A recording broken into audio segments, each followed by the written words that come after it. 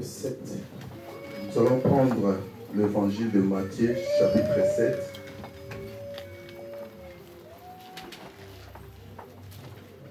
Matthieu, chapitre 7. Verset 16. Nous allons commencer la lecture à partir du verset 16 jusqu'en bas. Matthieu chapitre 16, nous commençons par le verset 16. Vous les connaîtrez à leurs fruits. Cueille-t-on des raisins sur les épines ou des figues sur les chardons? Tout bon arbre porte de bons fruits, mais le mauvais arbre porte de mauvais fruits. Un bon arbre ne peut pas porter de mauvais fruits, ni un mauvais arbre porter de bons fruits. Tout arbre qui ne porte pas de bons fruits est coupé et jeté au feu. C'est donc leurs fruits que vous les reconnaîtrez.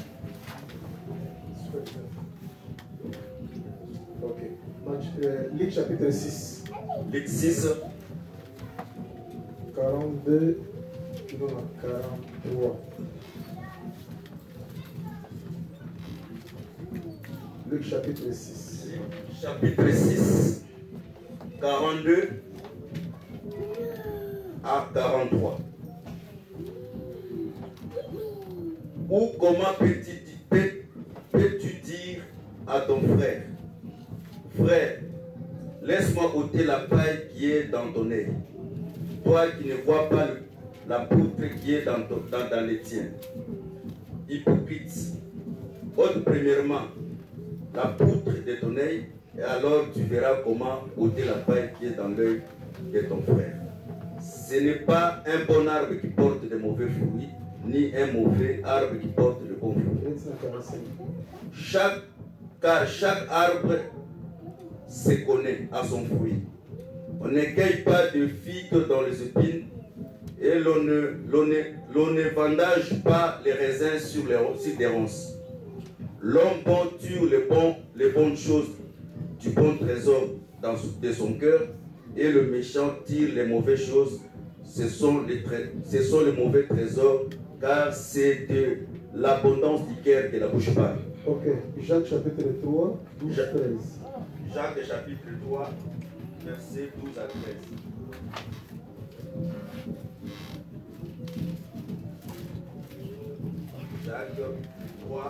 Jacques chapitre 3, versets 12 à 13. Un figuier, mes frères, peut-il produire des oliviers ou une vigne de figues? De l'eau salée ne peut pas non plus produire de l'eau douce.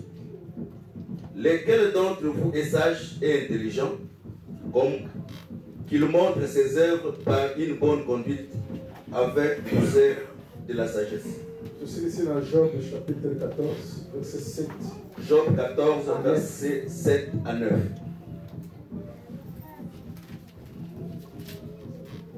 Job 14, 7 jusqu'à...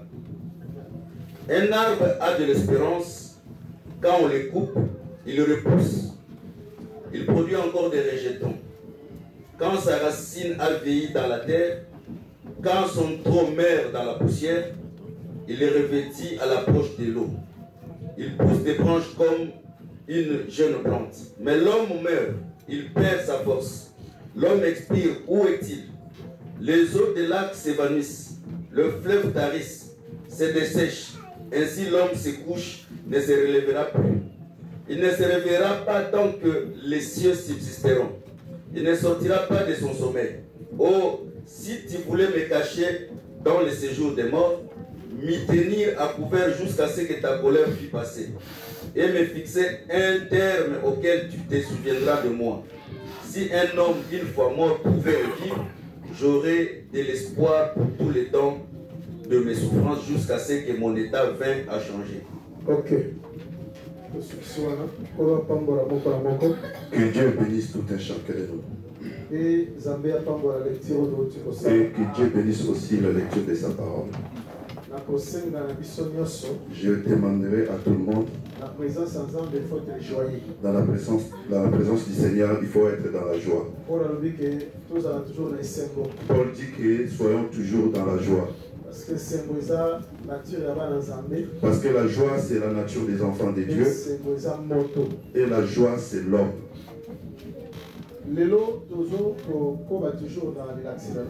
Aujourd'hui, nous continuons dans notre enseignement.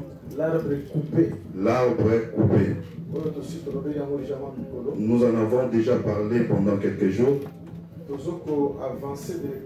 Nous avançons directement de la manière dont Dieu nous conduira ce matin. Nous avons déjà expliqué c'est quoi l'arbre. Nous avons dit que Job s'est comparé à cet arbre parce qu'il avait besoin de la restauration du rétablissement par rapport au problème qu'il avait rencontré, de la manière dont il avait perdu tout ce qu'il avait, et pendant qu'il a vécu un moment d'humiliation. Il s'est comparé à l'arbre qui était coupé parce qu'il croyait que si on coupe l'arbre, l'arbre se reproduit encore. Après des temps, l'arbre se reproduit encore. C'est que Job, il voyait que même si aujourd'hui Dieu arrivait à les couper, même si Dieu aujourd'hui arrive à les diminuer, même si Dieu lui fait passer par des épreuves, un jour Dieu le relèvera. Dieu le relèvera un jour.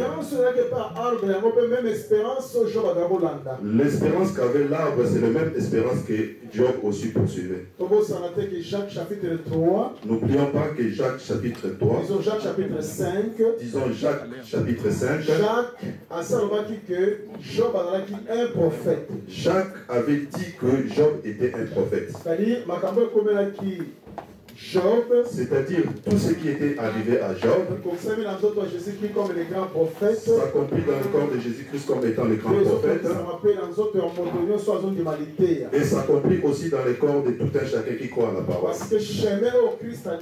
Parce que le chemin par où est passé Christ, c'est le même chemin que nous aussi nous empruntons. Tous les chemins par où Jésus-Christ est passé, toute personne qui écoute la prédication passera par le même chemin. Il avait dit aux disciples ceci: si moi le maître, cette génération m'a traité ainsi, et vous les disciples, on vous traitera de la même manière qu'on m'a traité le maître.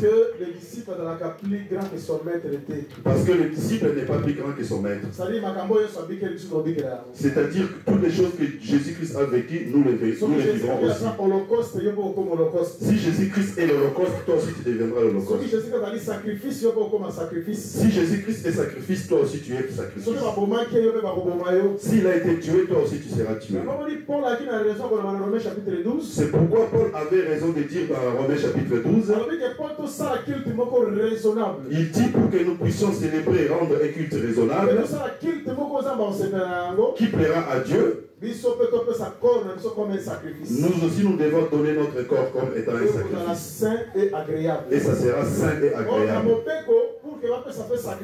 Or, dans la loi, pour pouvoir offrir un sacrifice, on devrait l'examiner. Ça devait être saint et agréable. C'est-à-dire qu'il soit sans défaut, ça ne soit pas mauvais.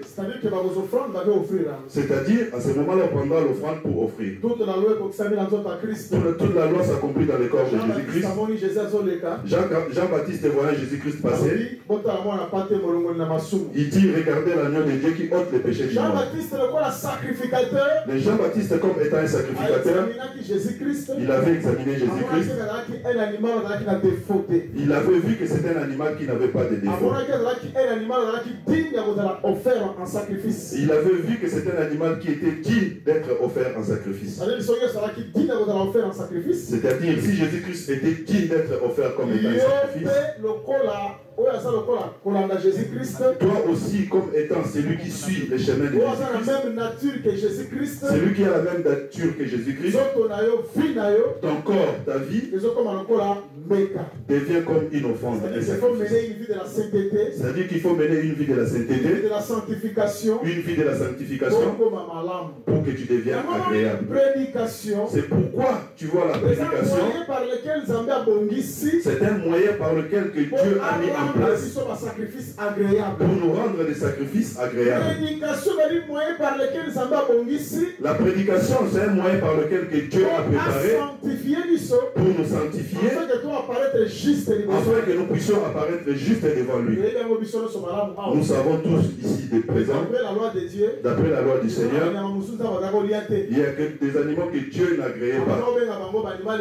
Nous les appelons des animaux impurs. Mais Paul a écrit dans Romains chapitre 16, vous les païens, vous les nations, vous devenez l'offrande agréable par rapport à la prédication. C'est-à-dire que la prédication, c'est la véritable eau qui lave et rend pure, pour que Dieu puisse t'agréer de manger. C'est-à-dire que ce matin, la prédication te lave, te purifie pour être sans tache, ni ride, ni quelque chose de semblable, pour que tu sois agréable à Dieu, pour que Dieu puisse t'agréer. Nous allons continuer en disant que tout ce qui était arrivé à Job s'est accompli en Jésus-Christ. Grand prophète de tous les temps. Parce que c'est Jésus-Christ le plus grand prophète de tous les temps. Regardez. Un jour, il est rentré dans un pays de Naïm. Dans le pays de Naïm, il y a un mystère qui s'est accompli dans ces pays. Jésus venant entrant dans ces pays,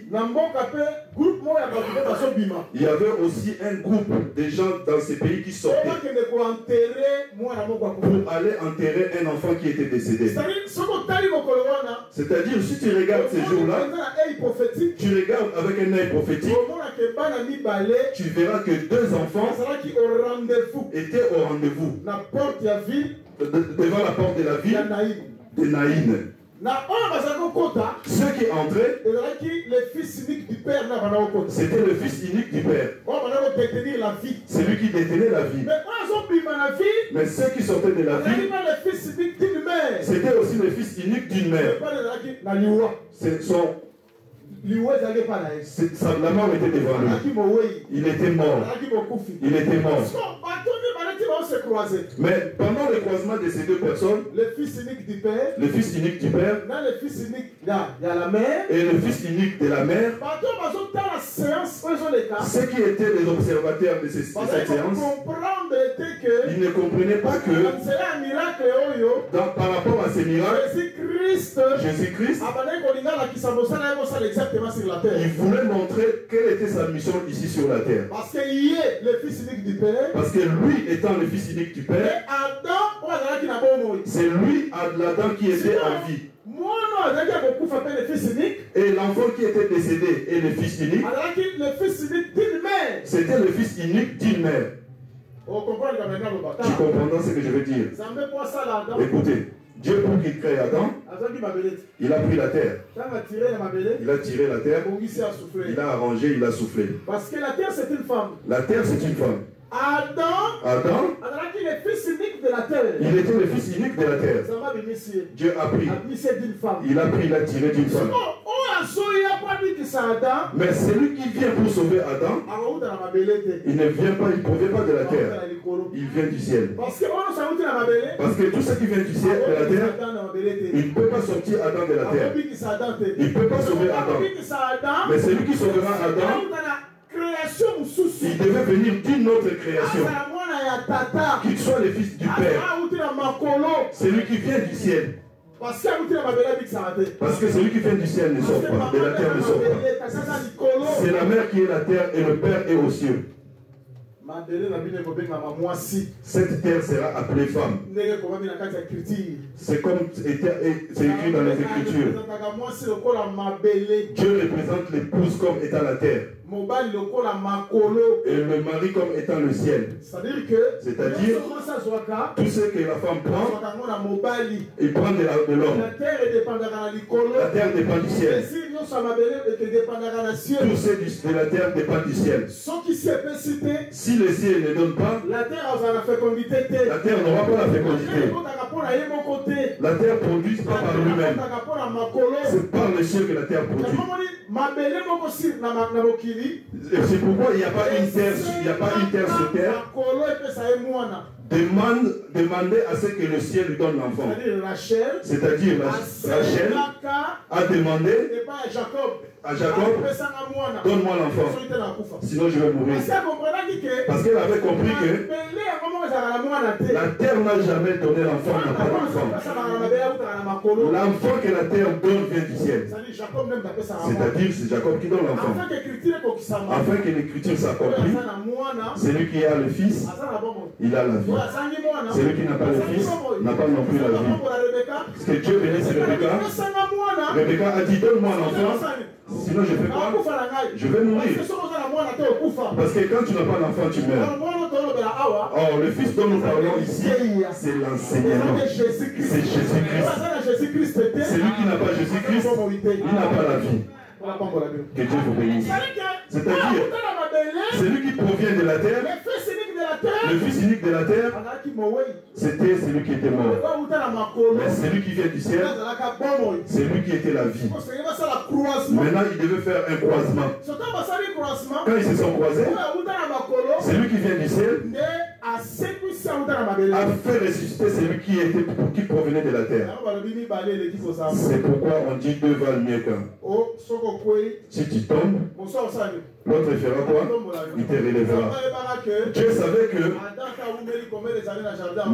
même si Adam demeure plusieurs années dans le jardin, il finira par tomber. Il mourra. Mais si Adam meurt, c'est son frère qui viendra pour le relever, pour le ressusciter. C'est pourquoi Jésus-Christ étant venu comme le fils unique du Père, il nous montre que ce que je suis venu faire sur la croix, c'est pour faire ressusciter le premier fils de la mère. Parce que si Adam tombe, tous ceux qui ont la nature adamique, ils tombent aussi. Romains 5 dit que par un seul la mort est venue. Et par Jésus-Christ aussi la vie est venue. C'est pourquoi quand Jésus-Christ est venu, gloire à Dieu. Parce qu'il savait que s'il touche l'enfant, s'il rencontre cet enfant, et il y aura la résurrection. Parce que nous croyons que le travail de la croix, c'est la résurrection. Parce que nous étions morts à travers le péché comme dit Paul. Nous étions tombés par le bouclier du péché comme dit Paul. Mais quand Jésus-Christ est venu, c'est la résurrection. Regarde maintenant ce que je veux dire. Quand l'enfant est ressuscité, tout le monde dit nous rendons gloire à Dieu. Parce qu'un grand prophète est apparu au milieu de nous et Dieu a visité son peuple. Et qui est le grand prophète? Le grand prophète, c'est la visite de Dieu sur la terre. C'est pourquoi Jésus-Christ n'avait pas peur. Il voit quelqu'un, il dit mon fils, ta foi t'a sauvé. Ma fille, ta foi t'a que tes péchés soient pardonnés. Mais là, les gens ils disent mais comment cette personne lui pardonne les péchés? Il dit mais c'est pour que vous sachiez que les fils de l'homme sur la terre, il a le pouvoir même de pardonner les péchés. Or, il devait comprendre que c'est lui qui pardonne les péchés, c'est l'Éternel.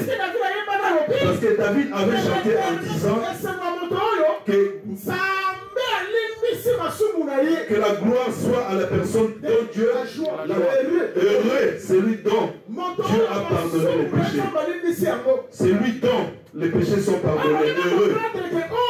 Or, il devait comprendre que celui-ci, ce n'est pas un homme ordinaire.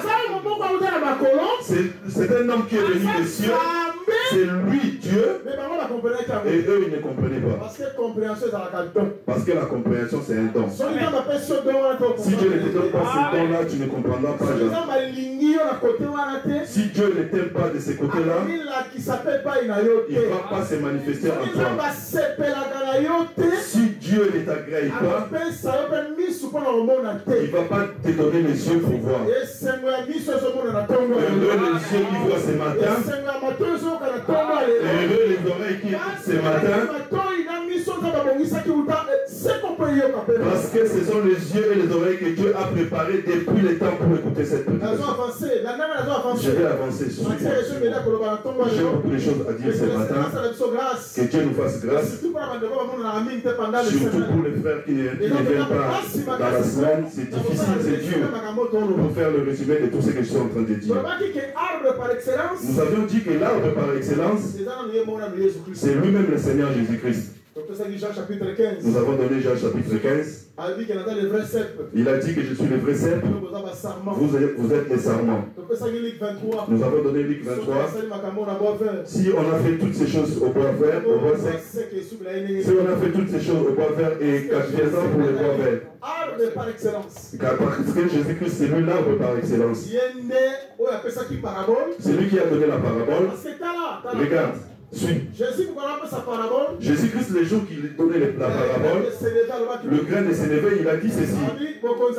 Le royaume des cieux, c'est comme un grain de Sénévé. C'est une petite sémence. On a jeté sur la terre. Ça pousse, ça grandit, ça devient un arbre. Un grand arbre. Pour qui les oiseaux du ciel, ils viendront pour se reposer, et tous les animaux de la forêt, ils viennent pour se reposer. Mais quand il a fini, au moment qu'il a fini la parabole, du même moment il est entré dans la pirogue. Il dormait, il est parti. Il y avait une tempête qui secouait la pirogue, et les disciples lui ont bougé. Il dit, maître, si tu me laisses comme ça, nous allons mourir. Quand il s'est réveillé, il a crié sur le vent. Le vent s'est arrêté. Et quand il a fini, il a rencontré un fou sur le territoire de Gadara. Il a sauvé. Mais si tu suis, tu comprendras que tout ce que Jésus fait derrière, c'est ce qu'il avait dit sur la parabole. Ce qu'il avait dit dans la parabole, il a interprété ça autrement quand il dormait dans la barque. C'est-à-dire, nous prêchons que Dieu c'est un répétiteur. Dieu parle tantôt d'une manière, tantôt d'une autre. Merci. Parce que pourquoi il est écrit que Dieu parle tantôt d'une manière, tantôt d'une autre. Il peut prendre un parler, il change de couleur. C'est-à-dire, il prend la terre, il a formé, il a soufflé, devient un homme. Quand il vient là, il prend aussi la salive, il jette, il fait, et il met encore sur l'homme. Pour dire que ce que vous voyez, j'ai répété ce que j'avais fait là-bas. Quand tu vas, tu regardes un autre jour, il vient, il marche sur les eaux. S'il marche sur les eaux, il dit, ici j'ai répété, comme l'esprit s'est mouvé au-dessus des eaux. Tu vas avoir un autre, il souffle sur les gens, il dit, recevez l'esprit. Vous voyez ce que j'ai fait? Je répète ce que j'avais fait à Genèse. Là-bas aussi j'avais soufflé. Il va autre part, il dit, Hérode, vous voulez te tuer. Allez dire à Serena, quand il a dit ceci, on a compris, ah c'est lui, il a répété ce qu'il avait fait à Adam quand il donnait les noms. Donc Dieu c'est un répétiteur. Il n'y a pas de quelque chose de nouveau. Tout ce qu'il fait, il fait que répéter. Il fait que répéter. Il fait que répéter. Il fait que répéter. Il fait que répéter. C'est comme ça, de cette manière que Dieu travaille. Je ne sais pas si tu comprends bien. C'est un répétiteur. C'est un répétiteur. Je ne sais pas si tu peux me rappeler. Rappelle-moi la pensée. La pensée. Ah oui. Ah, c'est la répétition. Jésus marchait sur les eaux. Le fruit des grands. Il ne fait que répéter la même chose. Suis-moi s'il te plaît. Tu vois quand il dit, c'est une petite sémence. On jette sur la terre. De l'autre côté, qu'est-ce qu'il a montré? Il dormait. C'est le même mouvement. De l'autre côté, il devient un grand arbre. De l'autre côté, il a fait quoi? Il s'est réveillé. Qu'est-ce qu'il veut dire? Il veut dire ceci. J'étais petit. On m'a planté, je suis mort. Quand je suis sorti, j'ai reçu les noms au-dessus de tout nom. Les animaux, les oiseaux, et tous, ils ont refuge chez moi. Mais il vient de l'autre côté, il le montre. Je dors. C'est une humiliation. Quand il s'est réveillé, il dit je suis ressuscité. Je suis devenu plus grand. Au-dessus de quoi? Du vent. Est-ce que vous comprenez? C'est la même chose, la répétition. Ce que je fais là-bas, je le fais ici. C'est lui l'arbre. Maintenant, cet arbre, c'est quoi son espérance? S'il est coupé, maintenant coupé, on avait dit que si on coupe l'arbre, dans le langage des prophètes, selon Jérémie, couper l'arbre veut dire tuer l'arbre. C'est-à-dire quand on dit coupe l'arbre, dans le langage des prophètes, on veut dire tuer. C'est-à-dire couper. Mais Jérémie dit, ils se sont réunis contre moi, ils se sont ligués contre moi. Ils ont dit coupons l'arbre, coupons l'arbre. C'est-à-dire quand ils disent que coupons l'arbre, ils se réunissaient pour tuer Jérémie. C'est pourquoi Jésus-Christ étant le véritable arbre, c'est-à-dire quand il mourait sur la croix, c'est-à-dire qu'on coupait l'arbre. C'est-à-dire quand on dit l'arbre coupé, autrement dit, on dit la mort de Jésus-Christ. La mort de Jésus-Christ. C'est lui qui était l'arbre, mais Dieu a ordonné qu'on le coupe. Maintenant, regarde. Maintenant, si on coupe l'arbre, dans un autre langage, c'est comme si on retire la gloire sur l'arbre. On enlève la force de l'arbre. Et en même temps, on est en train d'humilier l'arbre. Là, je me sers de Daniel chapitre 4. Nabuchodonosor, il dormait, il a eu un songe. Il a vu un grand arbre. Je ne sais pas si c'est la bonne heure. C'est l'heure qui a changé. Que je sois. Ça, c'est l'ancienne heure. C'est l'ancienne heure. Il est midi moins. S'il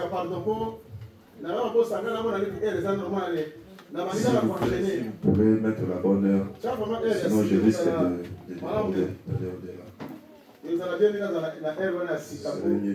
déborder. Merci beaucoup. Merci. Je prends Daniel chapitre 4. Dans Daniel 4, on nous montre Nabuchodonosor a eu un songe. Quand il a eu le songe, il voyait que dans le songe, un grand arbre. Dans l'arbre, il y avait beaucoup des oiseaux, des animaux qui venaient trouver refuge sur cet arbre. Mais après un moment, il a écouté ceci. Il a écouté une voix qui dit couper l'arbre, couper cet arbre. Mais il faut laisser le tronc sur la terre et il faut les lier d'une chaîne.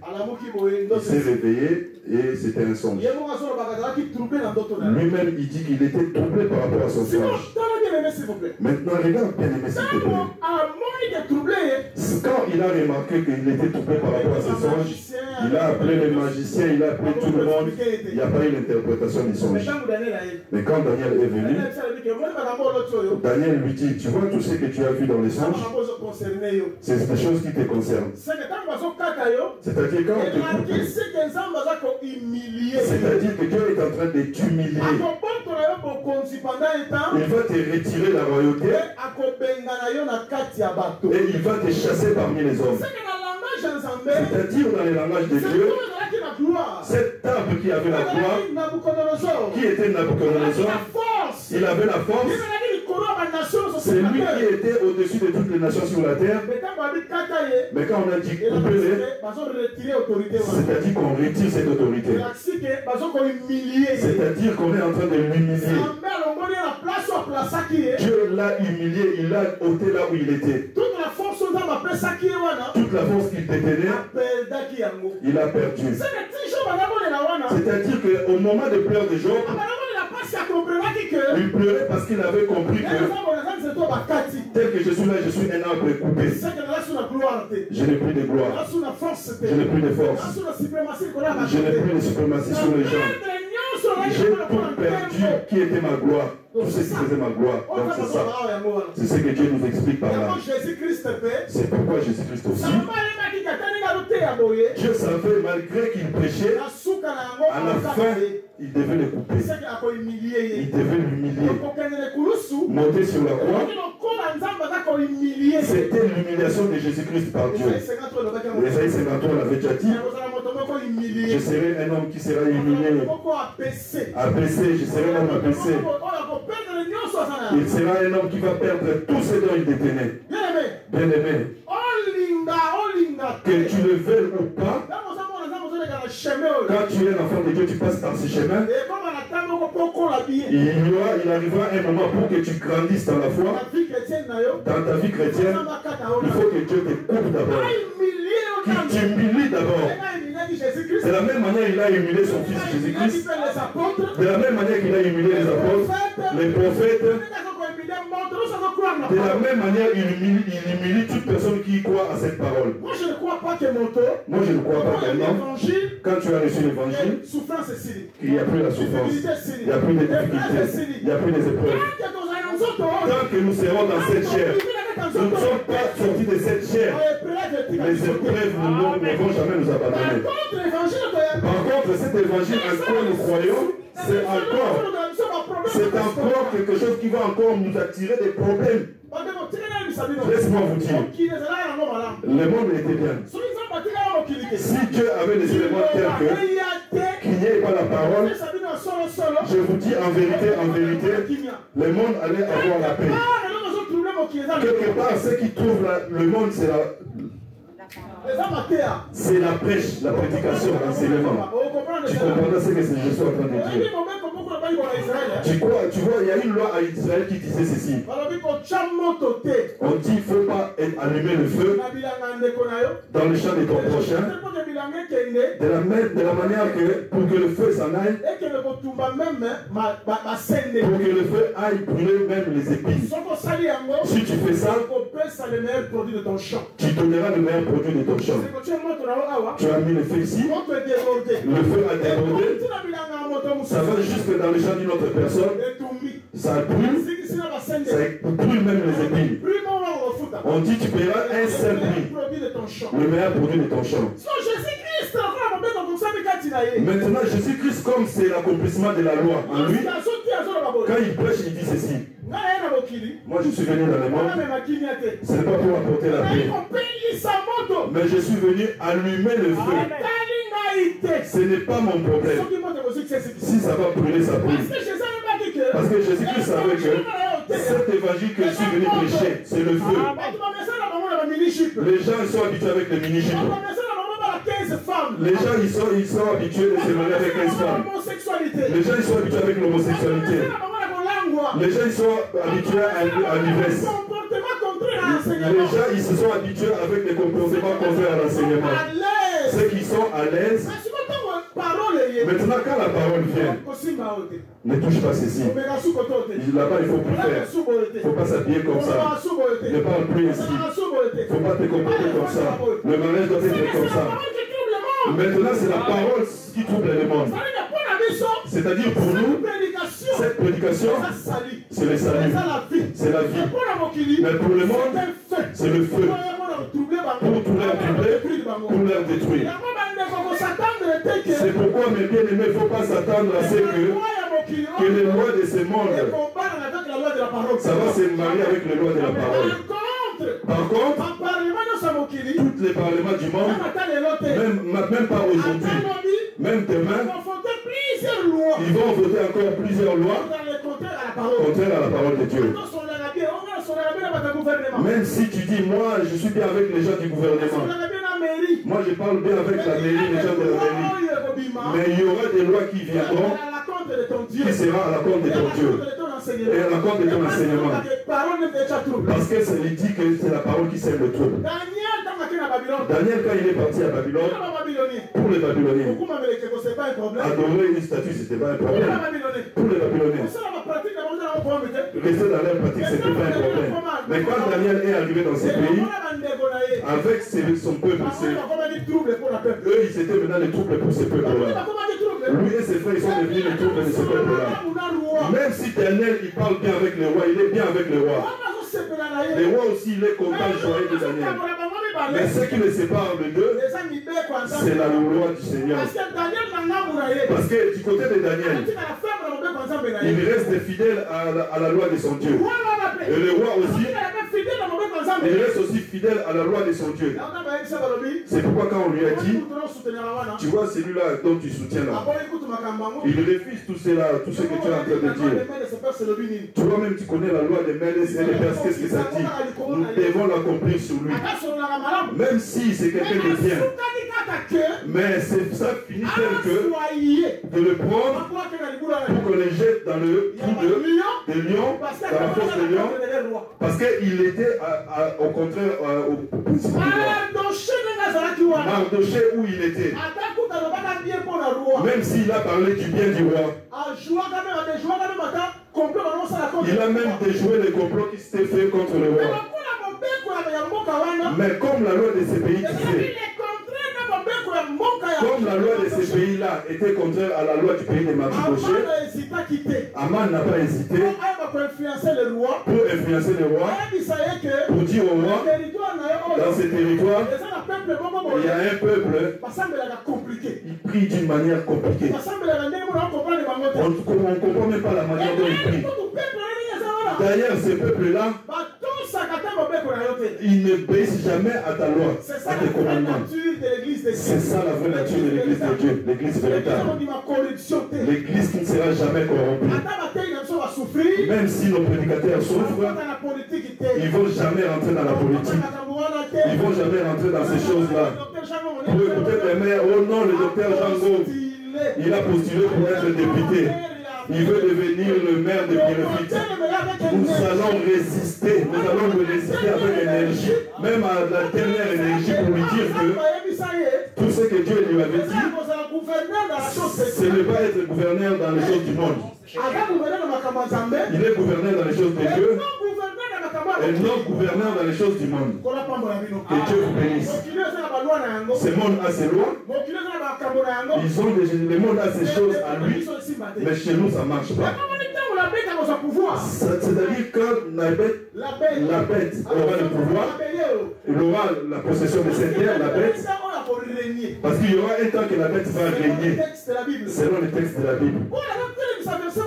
Paul dit sur un verset,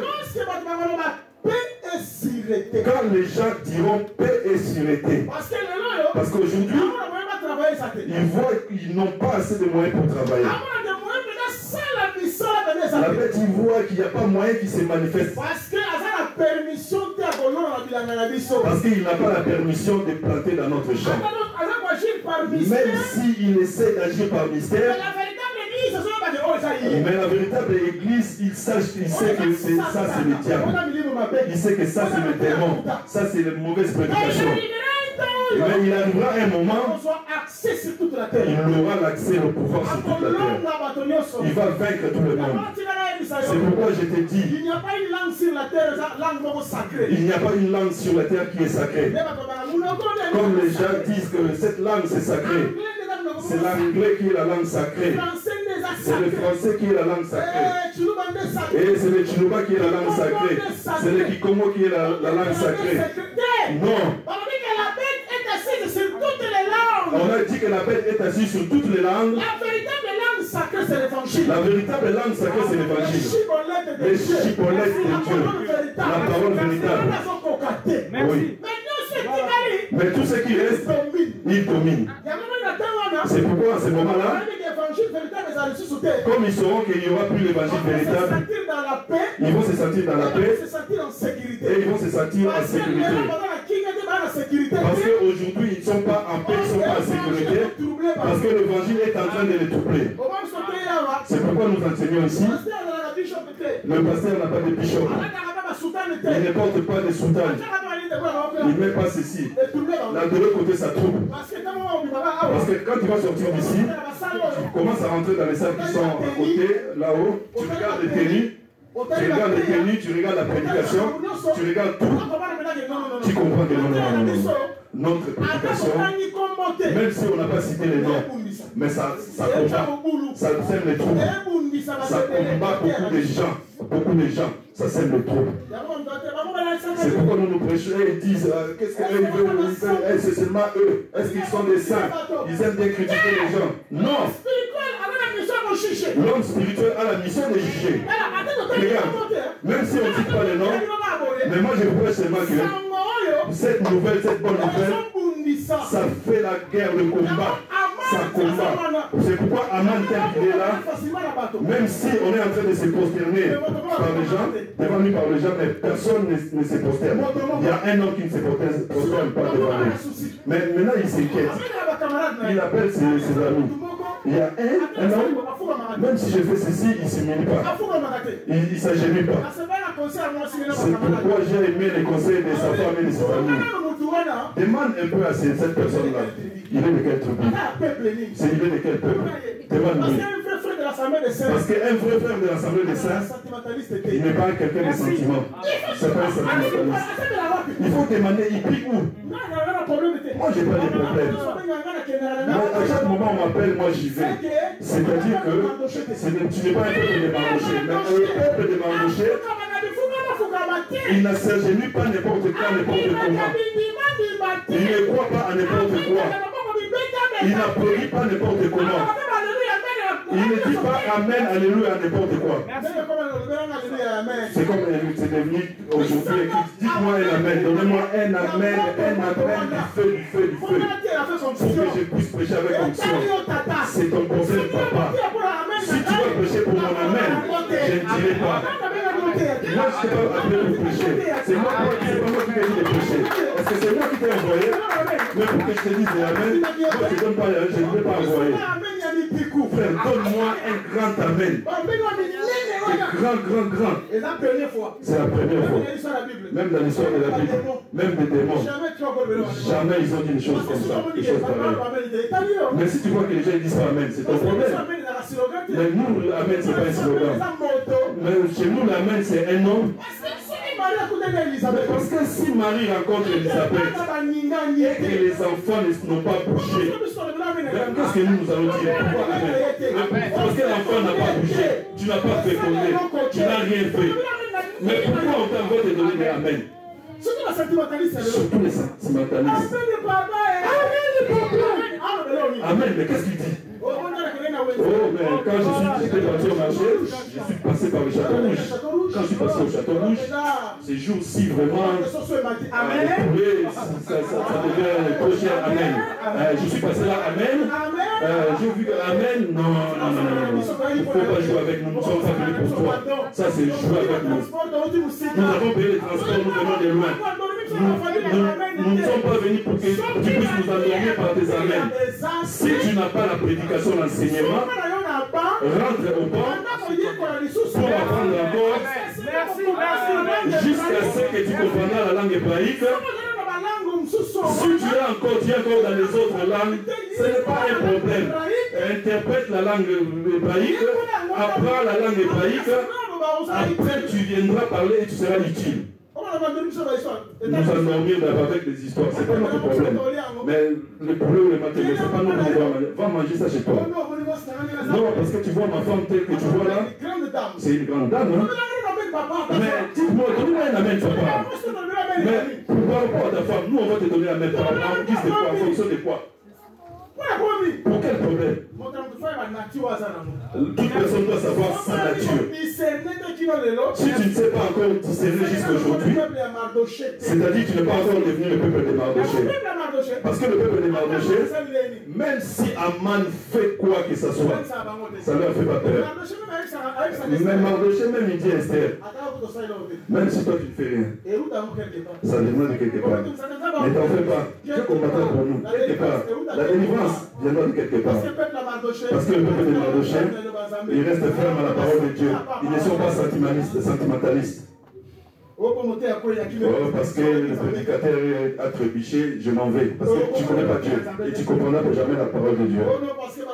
Parce qu'on a dit ceci, on a dit cela, moi je m'en vais. Tu ne comprendras jamais. Nous, on ne s'en va pas parce que le prédicateur a fait ceci ou le pasteur a fait ceci. Pendant la marche, tu peux tomber. Nous, on continue la route. Parce qu'il y a un enfant de Dieu qui a grandi, qui est mieux. C'est lui qui a grandi, c'est lui qui est mieux. C'est lui qui connaît la parole. Il ne trébuche jamais. C'est écrit dans les livres. C'est lui qui marche les jours. Il ne trébuche jamais. Mais maintenant, on nous dit que c'est ça le soleil. Il y a combien il trébuche? Mais Jésus-Christ voulait dire que le soleil, c'est lui. Il a dit, je suis le soleil, je suis la lumière. Lui, comme étant la lumière, c'est lui qui marche avec Jésus-Christ. Il a déjà sauté les obstacles. Il a compris que nous sommes dans la marche. Tu peux être faible. Mais tu peux être, je ne sais pas comment. Ta faiblesse, pour que ta chute, ça ne va pas dégager les choses de Dieu ou enlever la parole de Dieu. Est-ce que tu me suis? Parce qu'aujourd'hui, nous voyons beaucoup de gens. Il n'est pas encore le peuple de Mardoché. Attendez, je vais aller un peu plus loin. Je vais retourner ici. Si nous étions dans les temps des apôtres, au moment où, à l'époque des apôtres, on vient, on arrête Jacques.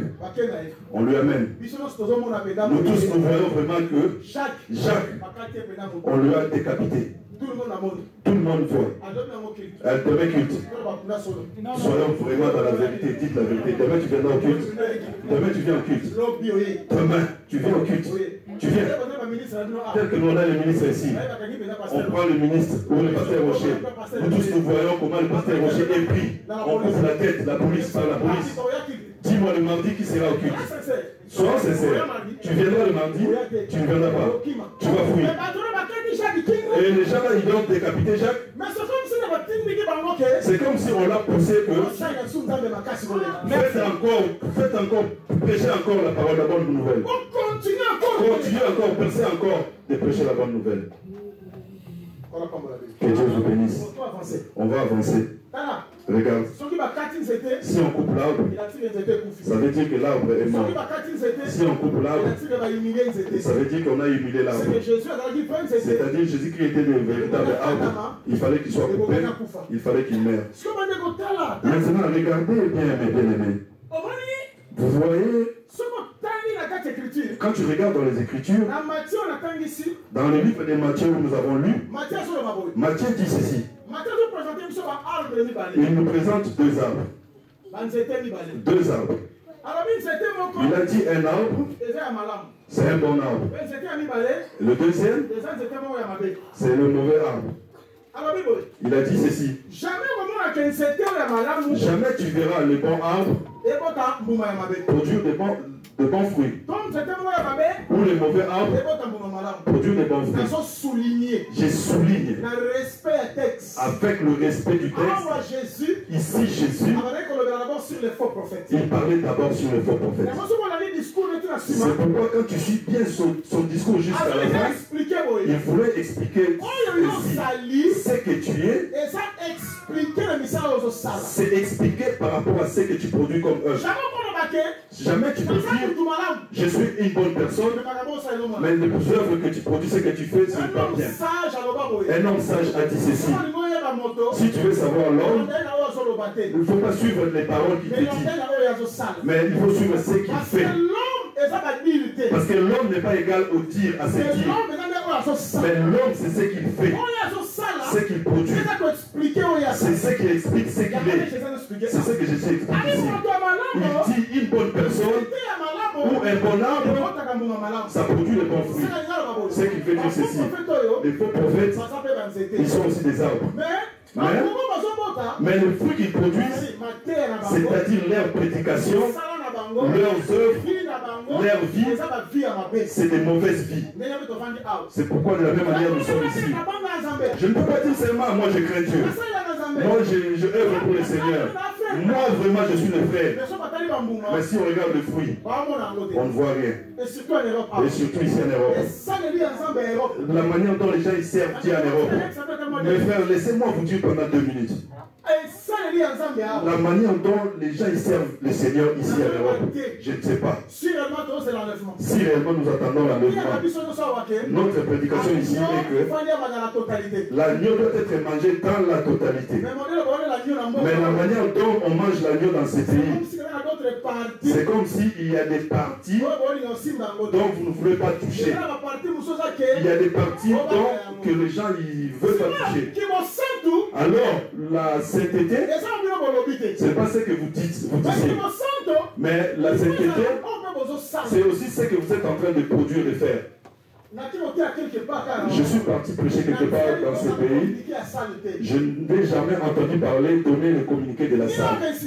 Ni avec insistance. Mais à chaque fois que je prêche ici, on parle toujours du problème de la salle. On n'a pas payé, on est en retard. La salle.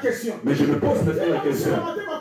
Mais du moment qu'il se lamente du problème de la salle, que vous n'arrivez pas à payer, maintenant le droit des prédicateurs, leur manger, est-ce que vous y arriverez?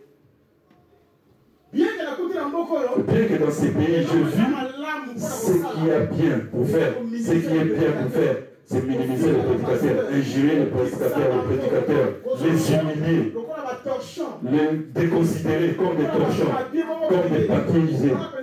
Là, vraiment, j'ai trouvé, c'est au top. Faire des vidéos. Comme vous êtes aidé par l'instrument de Satan, le Facebook. Si tu prends aussi comme ça, comme l'instrument de Dieu, c'est ton problème. Mais ça n'engage que moi-même. C'est mon opinion, ça n'engage que moi-même. Comme vous êtes favorisé avec le Facebook, tu rentres à ta